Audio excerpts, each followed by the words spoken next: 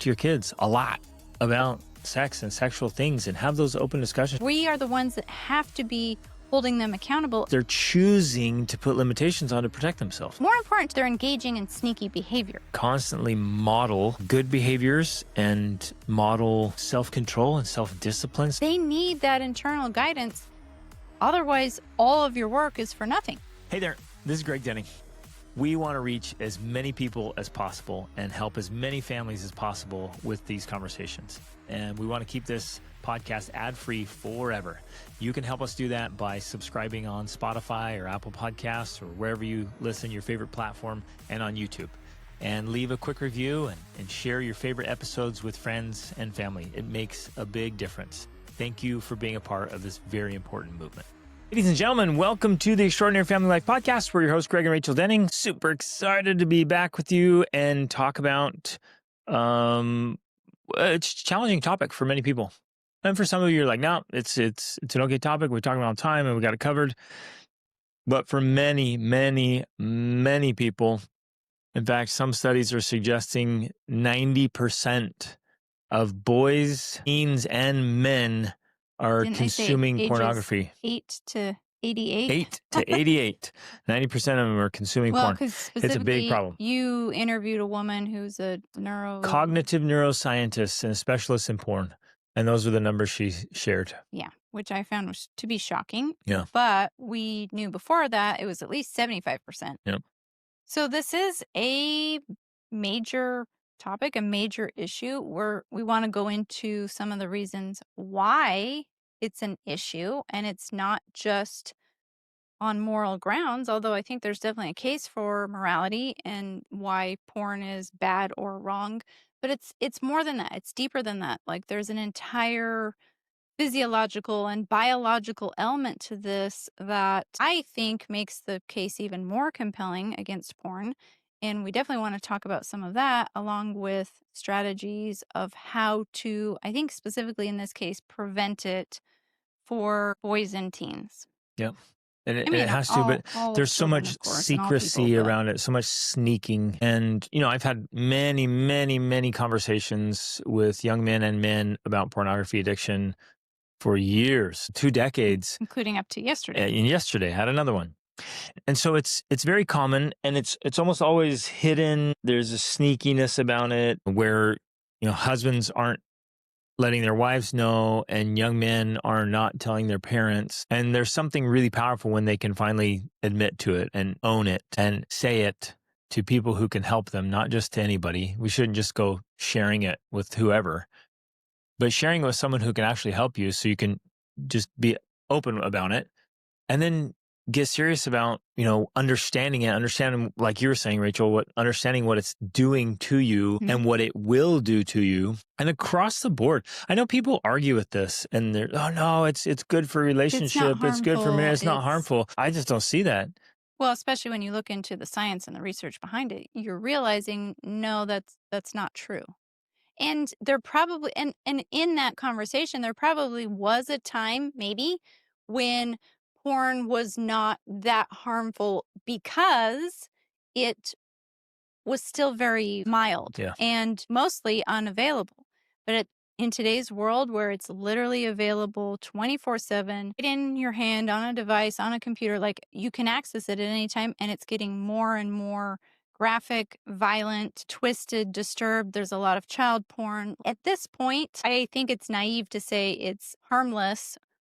And for sure, it's definitely not helpful, especially if you have the desire to live a normal life with a good relationship, raise a good family.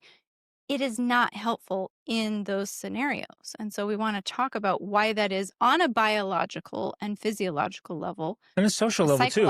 And family, like this is the Extraordinary Family Life Podcast. Everything we talk about here is to create an extraordinary family life. And if you're okay with like whatever and switching, wives halfway down the road or husbands are like, nah, let's throw this one out and go for another one. Like, I guess we're not your people. Go ahead and include porn in that, I guess. But go for it. But if you want to have an absolutely extraordinary life and you want to have holistic health in mind, body, and spirit and marriage, parenting, work, everything. And you want to help your children achieve that, which is why we're talking today about teens and kids specifically. Then you have to understand what this does. Yes. And it is, I think there's a moral issue to it. There's a 100%, like this is undeniable. There is a physiological and psychological effect. It is affecting your dopamine baseline and making it far, far too high. So you're way off of normal. And so that makes it unhealthy. And then and again, this is not my opinion. This is what happens at a physiological and a biochemistry level. You enjoy life less. You stop enjoying small things. You literally stop enjoying sex. And the sexual arousal dysfunction is rampant and spreading like crazy. And then it ruins, a normal, healthy, beautiful, wonderful sexual relationship and physical and intimate relationship. It wrecks that. So it's wrecking your psychology, and your productivity, and your relationships. Right. And part of the reasoning for what you just mentioned is simply because of the dopamine baseline, because porn produces such a high dopaminergic effect. It alters the way your brain receives or facilitates dopamine. And so vanilla sex, normal sex with a regular person becomes, and literally this was discussed in the podcast of actual cases of this, your podcast. You're not able to enjoy those normal experiences because you're so used to the dopamine highs of pornography, right? So that's essentially what you're talking about. Now, again, just in case there's any misunderstanding with this, we are full supporters of healthy sex. Like, we believe that is a healthy, good thing that everyone should be pursuing. Eventually, every person should have a healthy sexual relationship. A long-term relationship is ideal.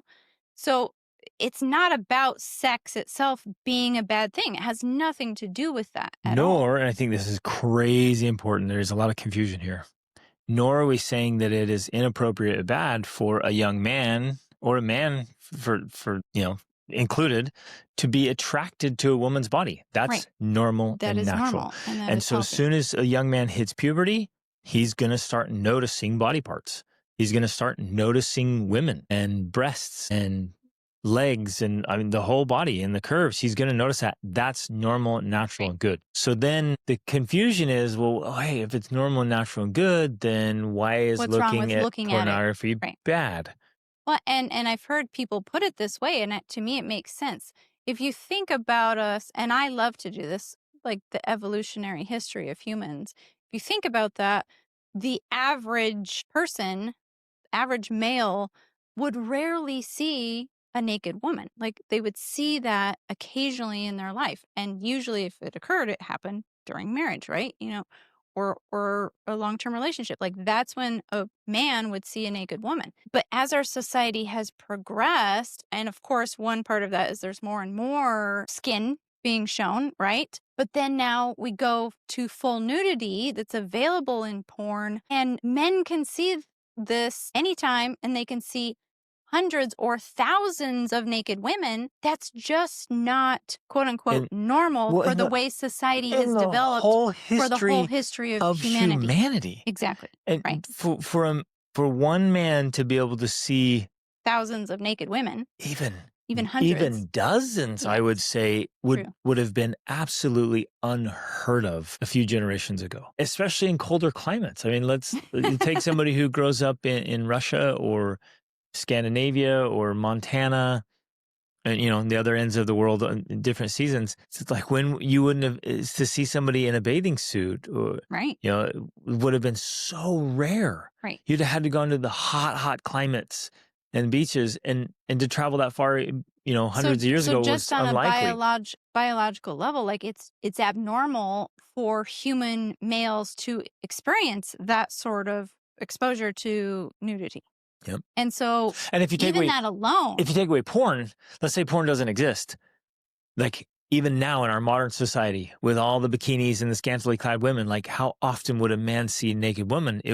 It wouldn't be anything close and yet to what it is through media. That to me is fine, better than intentional porn usage. Agreed. Because it's still normal. Do you know what I'm saying? It's still a real life experience. Yeah. And you're right, it's a real person. You're not going to look at this naked woman, half naked woman at the beach, especially here in Europe where a lot of women do go topless. Often they go naked. We see it all the time. You're not going to sit there and masturbate to that because Right. that would be socially inappropriate. And So you would there's get natural, reprimanded for that. Yeah. exactly. There's natural boundaries there that exist that make it a healthier experience Yep. than, like, if my boys looked at a girl at the beach, that to me is totally okay, as opposed to them getting on and watching porn. You know what I'm Right. saying? Like there's a In there's a some major secret little difference. corner, Exactly. looking at it's and objectifying her, so it's not even a real person. You're literally looking at a piece of glass. If you're looking at your phone, you're looking at a piece of glass, and it's like Right. it's so weird. Yeah. It's So so bizarre. It's like I mean, stop, listener, like stop and think about it. It's like this is so strange. You're holding this little piece of glass and metal in your hand, and looking at a glass screen. it's like that's not even a real human. Like you can't talk to her, you can't touch her. It's like it's so weird. Yeah, it is And when so you think yeah, about it and that then if way. you're out in public, like you're not going to go over and try to touch her or assault her Yeah. because you would get severely reprimanded by anyone around, Right. or by her, get hit over the head with a rock, as you should, for those kind of behaviors. Exactly. Right.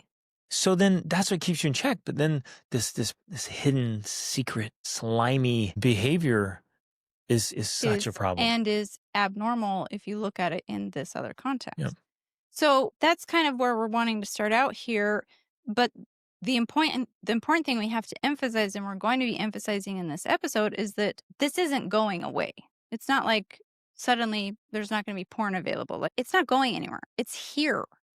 And so all we can do as individuals, and specifically as parents, is we have to teach this understanding first to ourselves and then to our children, so that they can develop the internal resilience to be able to engage, or not engage, really not engage with this in a way that helps them create the healthy life that they actually want, so Mhm. that they can have the healthy relationships that they want, and they can enjoy a beautiful sexual relationship. And that's the point. Like, that's where the real long-term sustainable beauty and value comes from, is being able to create a life like that that's sustainable for the long term. And that comes by having these appropriate boundaries in place. Yeah. I think it's important to point out just quickly that more and more young women and girls are looking at porn. So don't just completely dismiss it.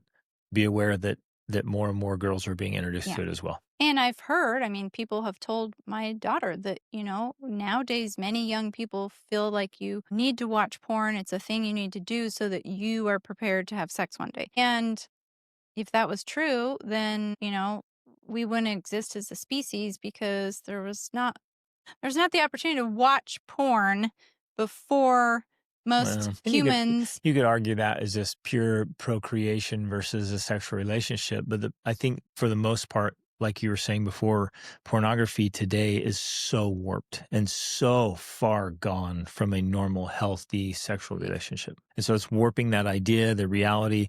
And so you have these young men, and this is a tragedy to me. It truly breaks my heart. You have these young men, 15, 16, 17, 18. They've seen so much porn, and many of them have never even kissed a girl, and made out that they're nowhere near having sex.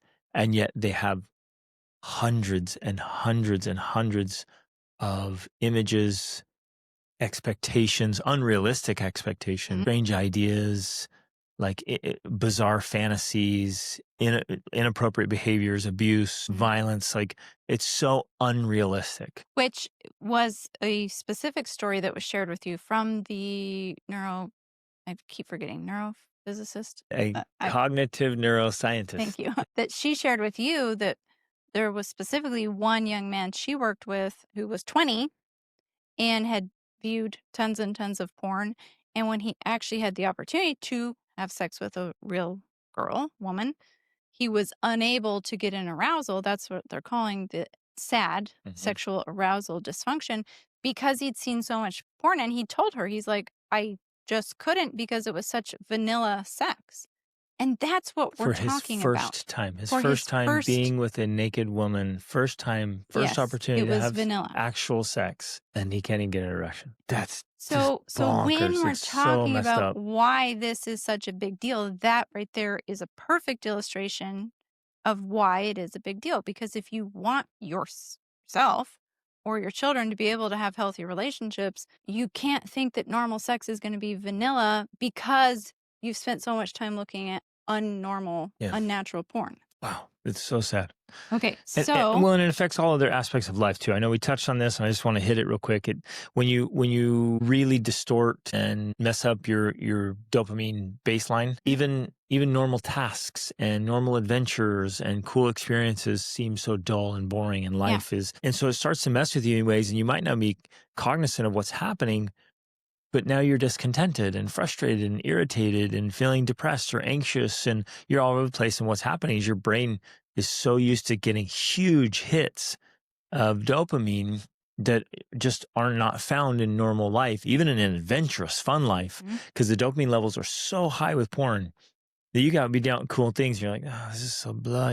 And you're just longing like an addict to go back and get another hit, because your dopamine baseline is so messed up. So it literally messes up productivity and enjoyment of other good, healthy activities. Right. And Huberman actually calls this the dopamine deficit state, or they call it the escalation effect, where, the stimulus has to keep being increased in order for you to get the same high. And so that's why it has to get more weird, more warped, more violent, more intense for you to feel that same sort of feeling that you had before. But if you maintain a healthy dopamine level, dopamine baseline, then you can engage in life in a normal way and find meaning, pleasure, and fulfillment in it, because you don't have this escalation effect. You don't have this unrealistic dopamine baseline. Yep. Yeah. So important. All right. So I guess I want to reiterate. You have to teach this to your children. Yes. You've got to teach them all the science and walk through this. You've got Dr. to Huberman tell has them. a bunch about it. Dr. Peterson has a bunch about it. He talks about it, for one, it teaches you to cheapen sexuality and human beings and women, other human beings. Yeah.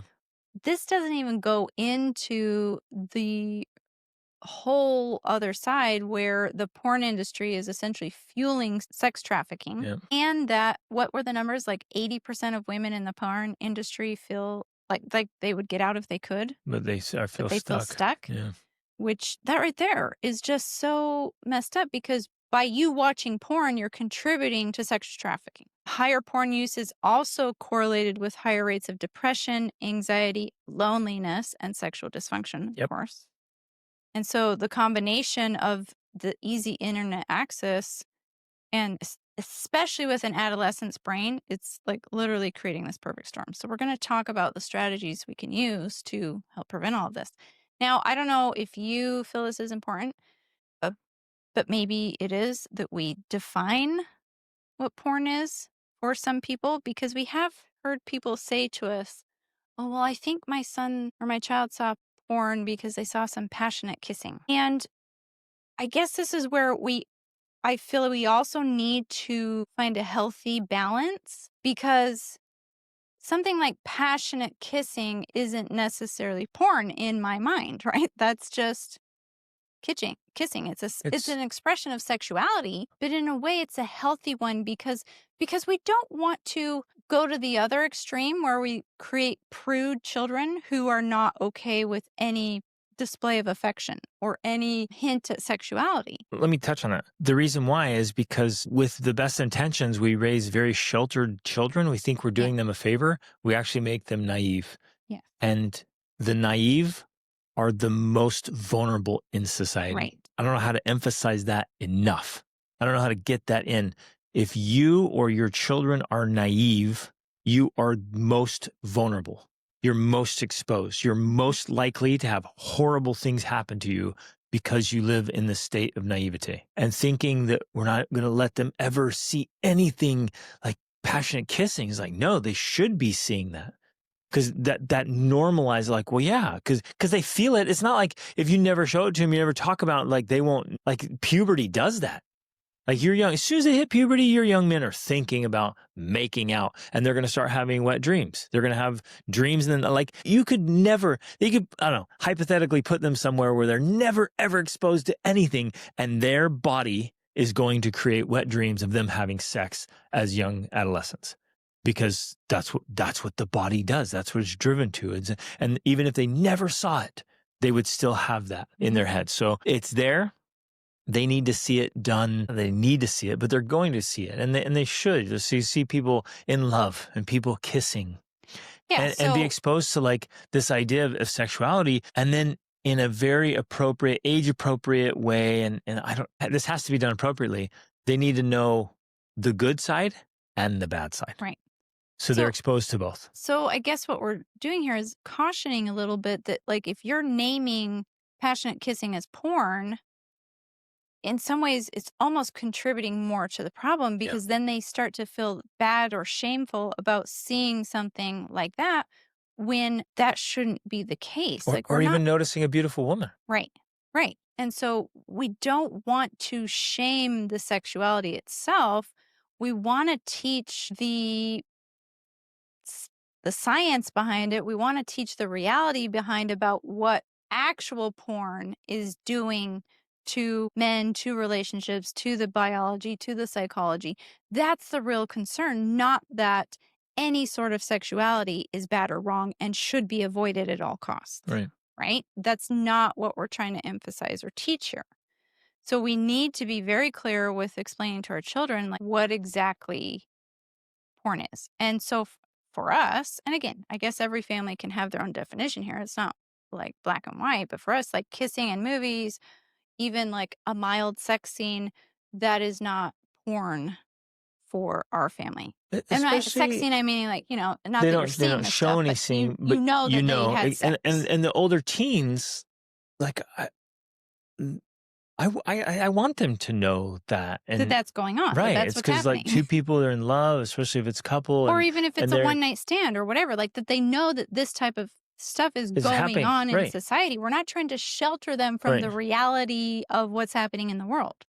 Because sheltering doesn't teach. Right. Nor does like too much exposure. That creates a problem as well. But then acknowledging that it happens and then talking through it. Right. It's like, oh yeah, that they have these one night stands or they're just hooking up. There's this hookup culture. Okay, let's talk. That's happening all over the world all the time. So let's talk through that. Is that something you would want in your life? Is that how you'd want to be treated? Is that how you'd want to treat someone else? There's a side that's like, well, yeah, that'd be great. Wow. Sex with a different woman every night. Whoa. Okay. Walk through that. Get past first level thinking. Teach your children how to think. Get to second level and third level thinking. And then they themselves realize, no, that's not what I want. Mm-hmm. The body might crave that sometimes. Well, you might fantasize about it and be like, that's not the caliber of person I want to be and not the kind of life I want to live. Right. I think it was interesting. I heard Jordan Peterson one time on a podcast essentially saying that the definition of I forget if you use the word psychopath or sociopath, something like that. So don't quote me on the exact word he used, but basically the definition is someone who uses someone for short-term pleasure or gain. And he said, so essentially anyone who engages in a one-night stand is behaving in a psychopathic way because you're using that person for short-term pleasure. And that's it. And so when we teach those principles to our children about this is what it really means, this is what it really looks like, despite the fact that that's common, doesn't change the definition of what it really is and what it actually leads to. And if you want to create a life that's meaningful and fulfilling, it's going to look very different. You're going to have to do very different things to get very different outcomes. Mm-hmm. So for us, we're constantly teaching that. We're teaching our kids that if you want different outcomes than what you see in the movies or what you see around you or what your friends are experiencing, you have to take a different path. You have to make different choices. Yeah. That's so important. So I guess this is a good time to say, talk to your kids a lot about sex and sexual things and have those open discussions. Don't make it awkward. Don't make it weird. Don't, son, sit down. We need to have the talk. And he's like, but just talk about it openly. If you notice he's checking out a girl, it's like, okay, talk about it. Don't shame him. Don't make him feel bad for like, wow, she's really pretty or she has nice legs. Okay, wow, there you go. And let's talk through this. And you're not going to cheapen her and objectify her, but you're also not going to be like, don't ever look at women or their body parts. What planet are you on where that's just so unrealistic? And so this has to be more of an open dialogue. Yes. And I guess let's go into some of the specific strategies and things. Is that what you're ready for now? Perfect. So I'm right with Jonathan Haidt on this one. Great. He wrote The Anxious Generation, and he's just promoting like no smartphones before high school. And I 100% agree. And that for me would most cases probably include an iPad as well, maybe some exemptions to that with education stuff, but it'd all be locked down. But especially our boys and young men, they're looking at porn. They're being exposed to porn as early as 8 years old. Very often 10, 11, 12-year-olds are regularly consuming porn. They should not have access to that crap. And so even the story from yesterday and these young men I talked to is like, they've been looking at it for years. What in the world is going on? No, they shouldn't have those devices. They shouldn't have an unlimited access, 14, 15, 16 in their bedroom or wherever they want to be in private, just consuming this garbage. No way. Well, and so there's 3 or 4 different parenting approaches that are generally happening with this. And I'm saying 4 because I think one of them, which you just hinted on here, is naivete. I think a lot of parents are perhaps naive, or maybe it's a sense of hopelessness where they feel like, well, it's going to happen. There's nothing I can do. It's inevitable. I'll just let it happen. All their peers have phones. Everyone have phones. The coaches are using social media apps to communicate. And so, my kid has to. Well, okay, so that aspect of it, of course, with just having the device, but I'm talking about then not real. It's like this naivete that what's out there and what they're going to find and what they're going to be exposed to and looking at. And this one's super important. Listen up. You think, my kid's such a good kid. Right. Like, I have such good kids. They couldn't possibly be doing it. And I want to make it crystal clear, ladies and gentlemen, good people still struggle with addictions, and good men look at porn. It doesn't make you evil or bad. You can be really good and be consuming porn. Like, you're not a bad person, but consuming porn is a destructive habit and addiction. So in many cases, you're right, the parents are just naive. Right. Or they just don't think it could be oh, happening. Yeah, he saw it, but it's not a problem anymore. And it's like, no, it's been hidden right in front of your face. So then another approach they take is, of course, total restriction. There's no access. There's no anything. And like you were already talking about, and this is backed up by the research by Jonathan Haidt, is that there should be total restriction up to a certain age. Like, and he says no social media before 16, period. Yeah, an 8-year-old should not have unlimited access to a device with internet. You know what I'm saying? An 8-year-old shouldn't even have a smartphone. Yeah. So tablet. There should be this level of total restriction to apps, to internet, to devices up to a certain age. But then it's like, if parents take that approach, which many of them don't, and then they get a device for their child, then it's like total freedom. Now it's the other side. Now they've got total access to everything, unlimited restrictions, and they're just, who knows what they're doing, right? So really what we've got to do is kind of this fourth approach here. It's like we have to be guiding them into this transition of moving from childhood to, which I think should be an adult skill or a mature skill, using devices and using the internet. Yeah. And it's a skill that's earned little by little. Exactly. Yeah. A classic example is I knew this mom. She put her son in an online school. This was years ago when online schools were just starting, and she got him a computer and a phone and everything. And he was in his room doing school. So she thought, for a whole semester. For an entire semester. And he was just looking at porn and playing games, looking at videos for hours and hours and hours. She had no idea. Didn't know. Clueless until the end of the school year when she saw his grades and realized he hadn't done anything except consume porn and video games the entire time.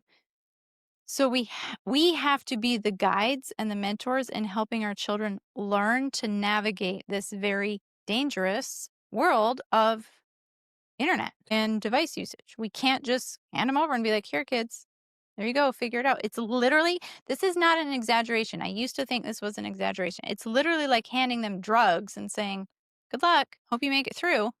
We can't do that. It's just not practical. So here's 4 or 5 steps for helping them with this guided transition, right? First of all, like you already said, we have to start with the conversations. We have to be talking to them about these things. Now, if your kids already have devices and everything, this is even more important, especially if you're going to start putting controls on them. Because if you automatically start putting controls, there's going to be a lot more fighting and kickback with that than if you start by having these and even leading up to it without talking about the device controls you're going to institute, but start talking about the reasonings, the science, the research of everything that's coming out. The ideal scenario always is that the child understands perfectly and voluntarily agrees to the restrictions. That's perfect. That's the ideal, right? You talk to them, they're like, oh man, that's crazy. They're like, yeah, that's real dangerous. I get it. And like, hey, what do you think we should do? It's like, yeah, we should have some real restrictions on my phone. That's let it down. And so they're volunteer, they're not being forced. They're choosing to put limitations on to protect themselves. Yes. But I want to emphasize that that's a process, a journey. That's not one conversation generally. That's like, you're going to have the conversation over a period of days, weeks, maybe even months. And then they're going to be like, yeah, you're right. But you have to be instituting it or instigating it. You have to be the one doing the research, finding it, sharing it, and leading out with those conversations, because it's not going to happen by default or automatically. Now, if you have youth or a spouse that's like, there's nothing wrong with it. No, look, everybody uses screens. There's no problem.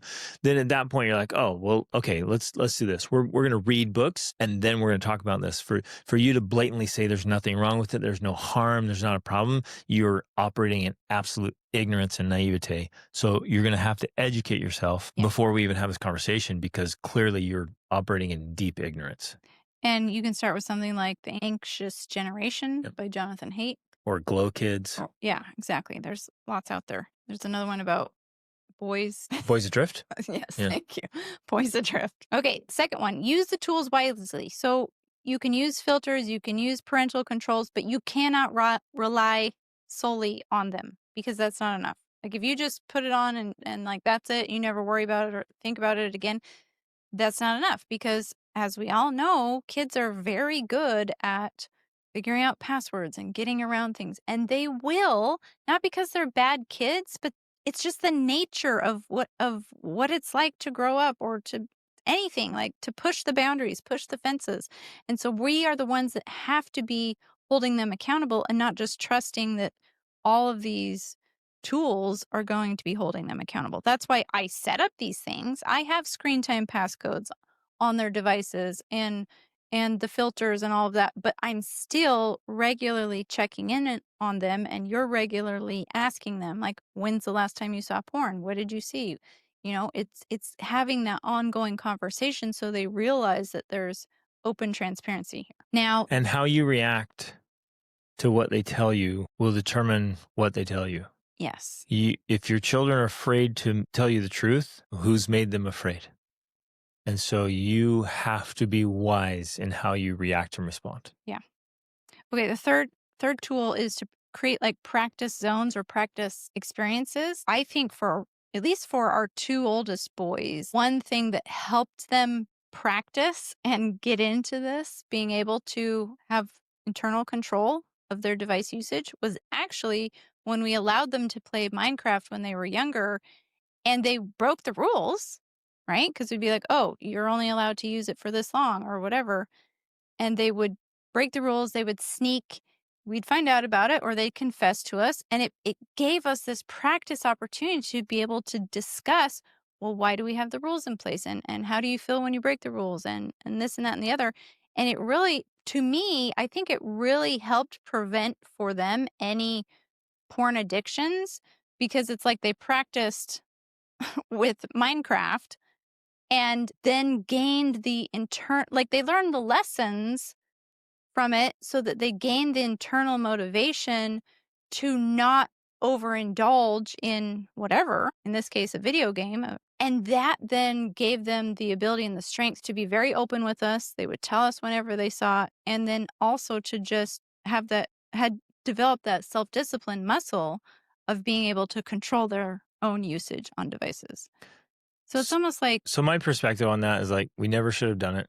We never should have done Minecraft or video games. I honestly think it was a very important learning I opportunity. think we got lucky because they realized it really young and they didn't like it. And so then we removed it completely and went back to real living. And that was what gave them the strength to stay into real life. That was a part of the But I don't whole want people to experience. hear this and think, well, I'm going to use video games as this practice environment, because video games are addictive. Right. And it's totally, so a video game does the exact same thing. It messes the dopamine baseline. Yeah. Because it's like blowing things up and killing things and wrecking Not cars and Minecraft. destroying all this stuff. Okay, so Minecraft is build. And they get all these dopamine hits from building these awesome things. And what have they done except sit there on their butts, doing nothing, wiggling their fingers? And so they've done nothing. And they get this huge dopamine baseline. And so then you're like, let's go build something. You're like, that's so boring. They can't actually build it. They can't take out a hammer and a drill and do the work and smash their finger and sweat. It's like, this is so hard. So video games are the same problem. It's a very extreme problem. That was one of the things that they actually mentioned themselves when they were playing it. Is that they, previous to that, they loved to create things and make things out of clay and build and all of that. And then they noticed that then once they had Minecraft, that was all they wanted to do. That was all they could think about. Because of the dopamine hit. Exactly. So even as little boys, their brains were so addicted, and they would tell us, they're like, we're outside playing or at the beach, things I used to like, I don't even like anymore. All I can do is sit here and think about Minecraft. Baseline. It's like, because your brain is literally craving dopamine hits. So, and yes, I'm not telling people that that's what they should do is go get Minecraft so your kids can practice, but I'm using it as an illustration of the fact that we do have to allow our children to practice using the internet, using devices before we give them just full access. You just don't hand it over to them and be like, here you go. Yeah. And even but then, they should be using it as a tool, not a toy. Even then, expect that there are going to be, because no matter what, like, I don't care if you allow the games or not allow the games, more likely than not, don't do it. Let me finish my sentence. More likely than not, your children are going to sneak games. They probably will. Most children do that, including ours. They will sneak the games. My point is, don't view that as some massive failure. View that as part of this practicing that they're doing to learn how to have self-discipline and self-control in the use of devices. So when you catch them that they were sneaking, great. Now you have an opportunity to have the conversation. Right. The teaching moment. And the teaching moment so that they learn the lesson. Yep. And they learn, okay, here's why I don't want to do that. Here's why I don't want to engage. Because more important to me than the fact that they sneak some game is that they're engaging in sneaky behavior. That's the issue, because the sneaky behavior then can learn to more sneaky behavior, which includes like the porn usage. You're using it as an opportunity to develop character and to develop resilience so that they practice in that way. And then when it comes to the bigger, more important things like porn, they've had the practice of learning what it feels like and why they shouldn't do it and this, that, and the other. And that to me is the real value of having the practice usage of internet. So some good examples of practice would be, using AI or YouTube to learn something, to look up some information, do some research, to work on a project. So they're practicing that. And then, of course, all the thumbnails that pop up and all the cool things. And then they end up watching cat videos or stupid things for hours. And then they've wasted time, right? They've wasted time in life. Same and you're idea. like, okay, how'd it go? And they're like, I ended up watching, these funny videos for, 45 minutes. Okay, let's talk about that. Which actually here is the fourth step, and that's encouraging the self-reflection, which has to be initially co-reflection, right? Right. And this was something we would constantly do with our kids. Yeah. Is we had the devices locked down, meaning they didn't have the password, and they would say, okay, I want to get on the device. I'm going to get on for either 15 minutes or an hour. And this is what I'm going to do. And afterwards, then we reflect with them. Well, did you do the thing that you said you were going to do, or did you end up just watching videos for the whole time? Oh, yeah, I forgot. Yeah, I got distracted. And so you're literally helping them train their own brain to think, I'm getting on to do this. This is what I'm going to use it for. And then when I'm done, I'm reflecting. Did I actually do that? Or did I literally get distracted off in no man's land? And they are then developing that thinking process so that every time they use their device, because one of the things we always told our kids is it's a tool, not a toy. They're like, okay, I'm using this as a tool. Let me use it for the thing I'm getting on to use it for. And this whole strategy, this whole philosophy is built on the framework of living a meaningful, fulfilling, exciting life. Because if their life or your life is dull or boring or empty, man, then if real life is so bleh, that watching anything on a screen is more satisfying, like you're fighting an impossible battle. Or it's actually complicated. It's complex because you or your kids might sit down and watch some empty, entertaining thing for an hour and you might think, well, so what? Why not? I really liked that. It was funny. It was fun. Or your son looks at porn, or your husband, or you look at porn, and you're like, I really liked that. That was enjoyable. It was pleasurable. What's wrong with that? Because you and I are sitting here talking about it's a waste of time. It's a waste of life. You did this. But if you don't think through this on bigger levels, you're just like, well, I liked that. Right. I liked scrolling on social media for 90 minutes. I liked watching empty videos. I liked that, whatever novella, soap opera, drama. Yeah, well, there was empty of substance. Like it added no real value to your life. But that's the conversation you and I have been having with our kids since they were born. Living a life of value and purpose and meaning and living this great life and wanting to become the very best version of yourself. If we're just here to exist, if we're just here to pay the bills and live, and then we try to tell our kids like, well, that didn't add any value. Yeah, but it was funny. Yeah, but it was fun. And yeah, but I liked it. I know you're not trying to do this, although people might think it's like you're downplaying the value of just having fun or just laughing. And you're not trying to do that either, because that is a valuable experience to just have some fun or to just laugh. But I guess what we're saying is that But it's not just cheap entertainment. If we're not careful about how we're having fun or how we're having a good time, and we allow ourselves to just continually be entertained to death, right? With funny memes and funny and scrolling and endless mind-numbing stuff. It's like virtual cotton candy. Right. No At substance. some point, you're right. It's lacking the nutrients necessary to create something that's actually meaningful. And so then we have people that come to us, you specifically, feeling vapid and frothy and pointless. And their life is completely empty. Because it's all fun and funny and frivolity. Yeah. And I guess that's what we're ultimately talking about. Is that if we're not careful, that's where we end up.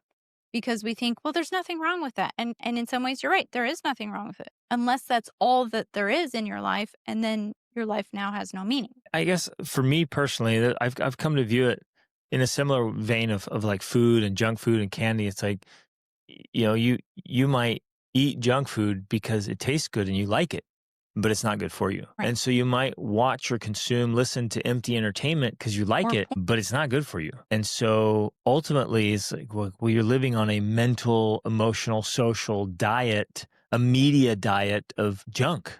Yeah. It's fast food and junk food and garbage, and some of it downright poison. Well, it's just like if you poison your body, you're going to get sick. If you poison your mind, you are going to get sick. Period. And so we have to look at media like that. Like, is this a good, nutritious substance that I'm putting in my mind? Because it's going to affect my mind, body, and spirit. Yeah. So that really summarized in number 5, which is modeling healthy tech use and modeling a healthy lifestyle for our teens. Because if we can't lead out in living in a healthy way and using tech in a healthy way, then we can't expect our teens, our kids, to do any better than us. Right. So we really have to be modeling this for them. Exactly. If I come home from work, I plop on the couch and turn on the TV, I'm like, son, go do something with your life. Gosh, get off your phone. Go have an adventure. And when I'm sitting there watching sports or the news or whatever, it's like, what a hypocritical, pathetic example. But if, and I can hear some of you like, but that's so expensive. They want to like have motorcycles and mountain bikes and boats and YouTube. And you're like, yep.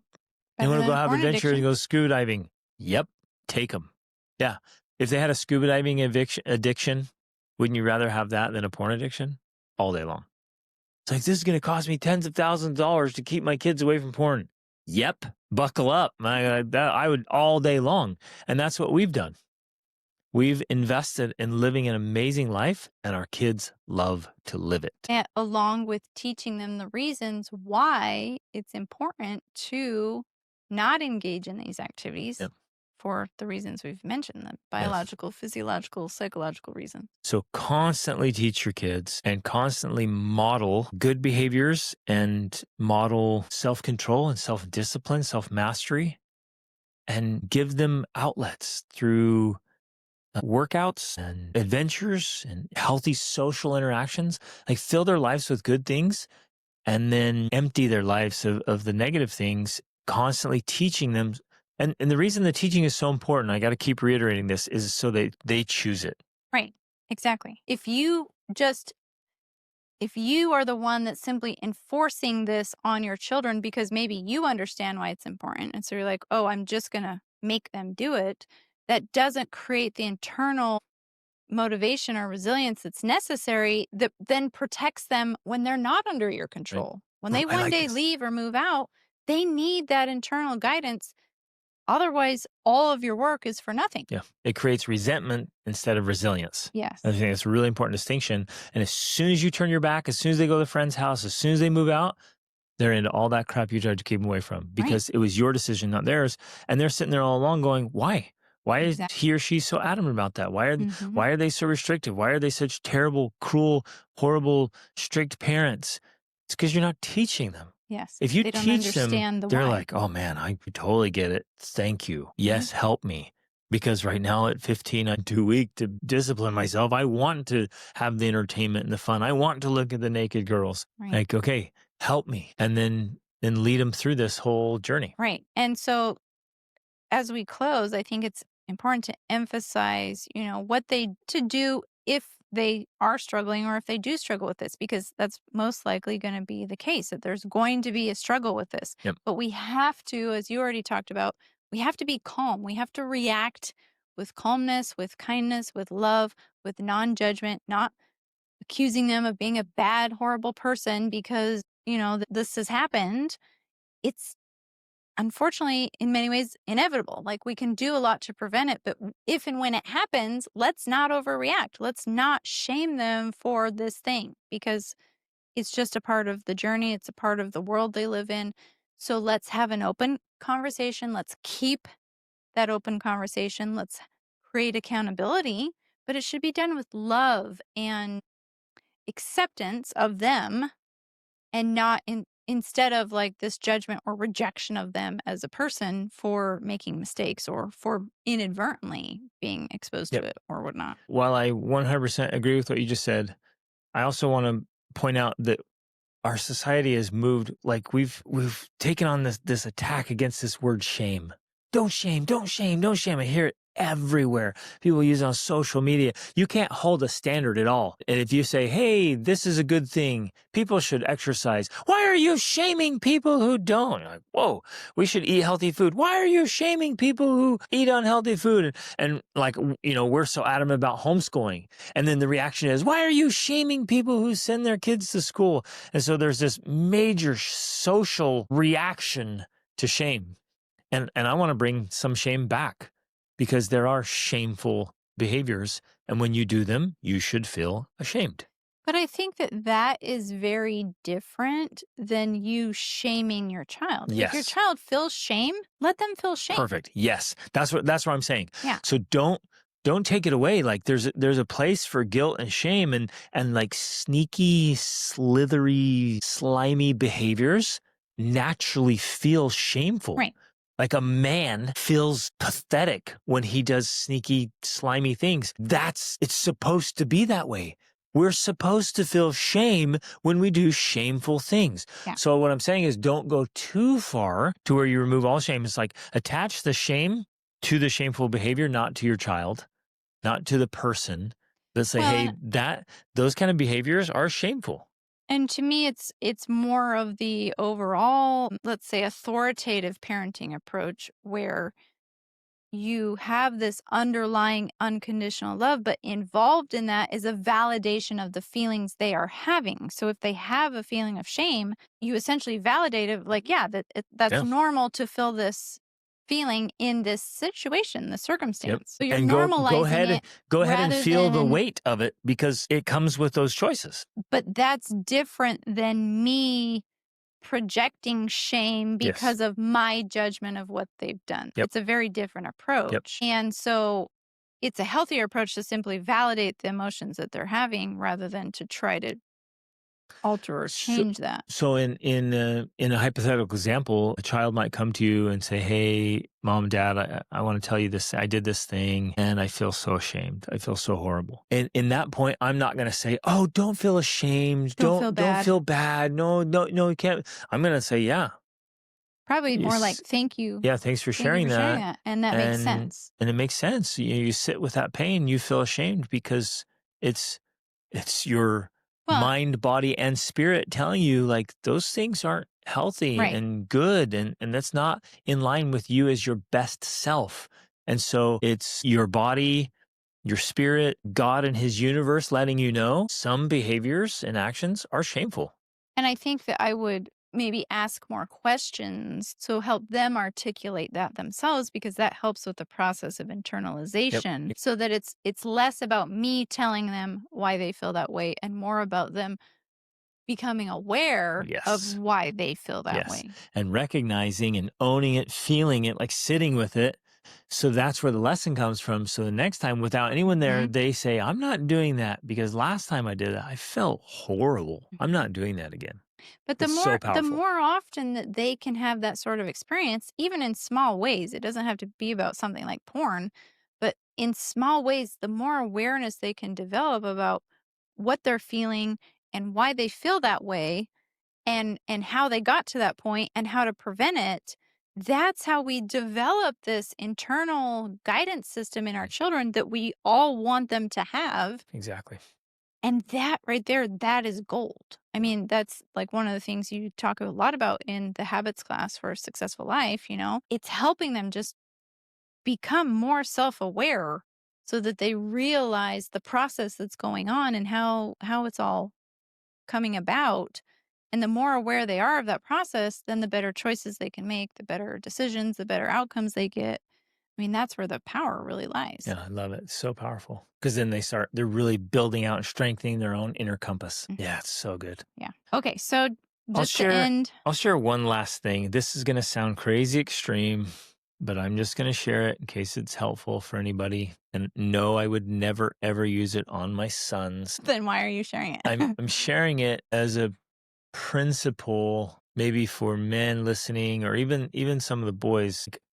And this is what helped me stay away from addiction, because when I was living out on my own in rough neighborhoods, I was quite literally surrounded by easy access to drugs, sex, and alcohol and crime.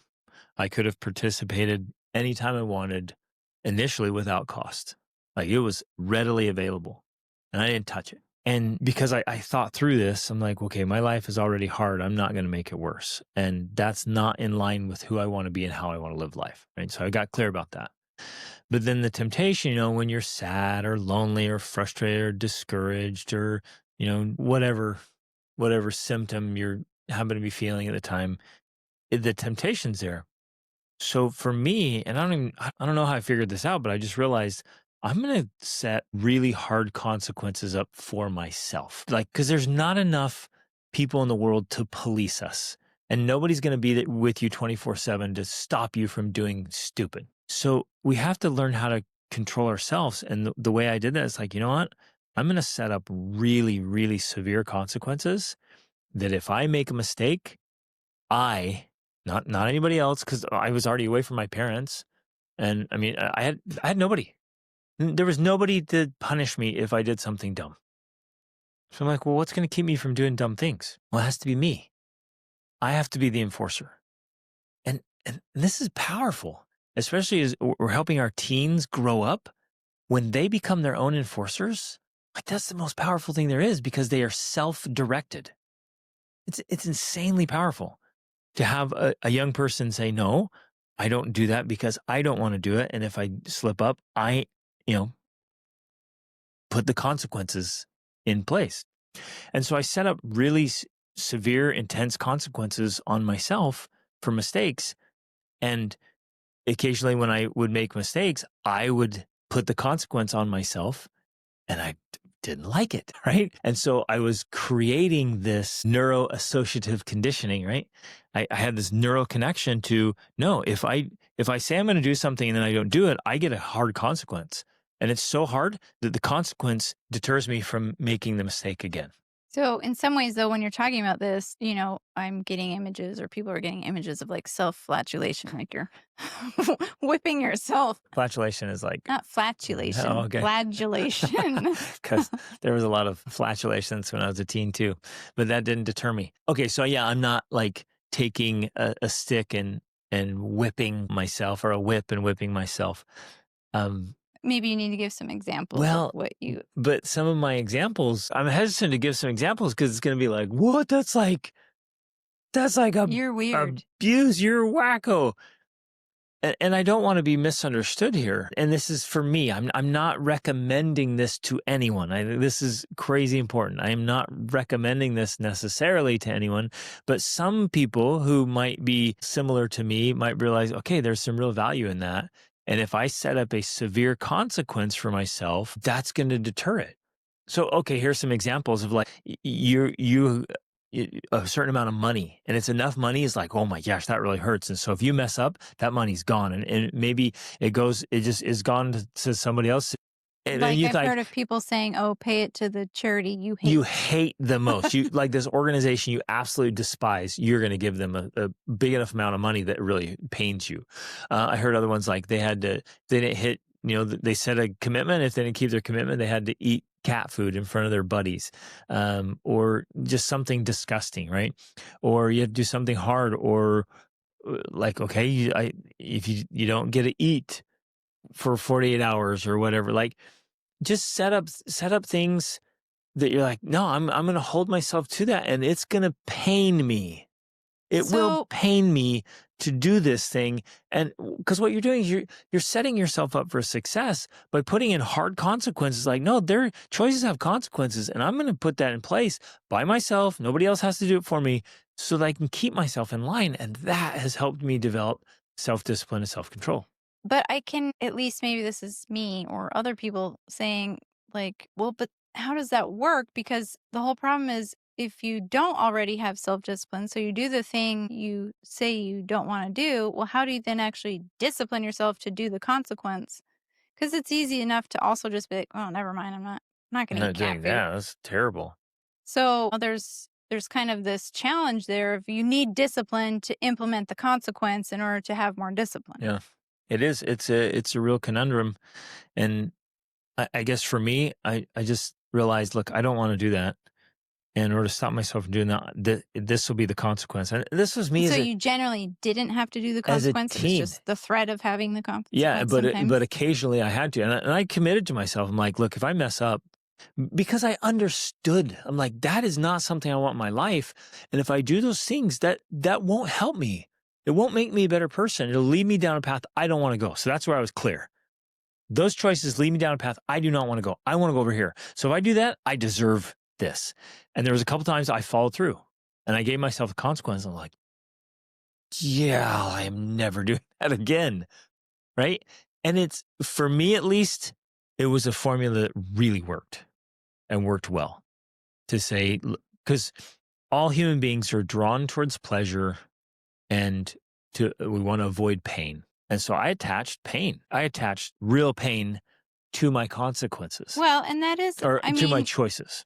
That is also a legitimate strategy. Like, I know Tony Robbins uses strategies like that. He had that guy smoking. He had So him there's a smoke like a whole story. pack at Let one me tell the time. story. Okay, go for it. There's a story of a guy who, and this was early on in his days Like in the before he was 70s. famous, right? And he had this guy come to him and like, I need to quit smoking. And so Tony Robbins literally locked himself in this room with this guy. And this was back, I guess, when Yeah. you could smoke inside.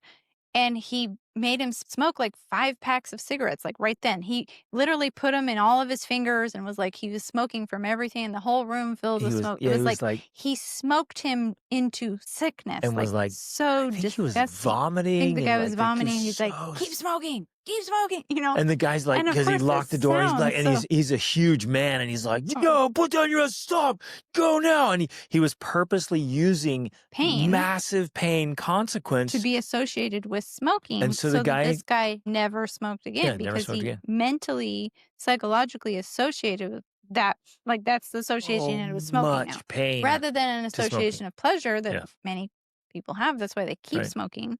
He gave it a lot of pain.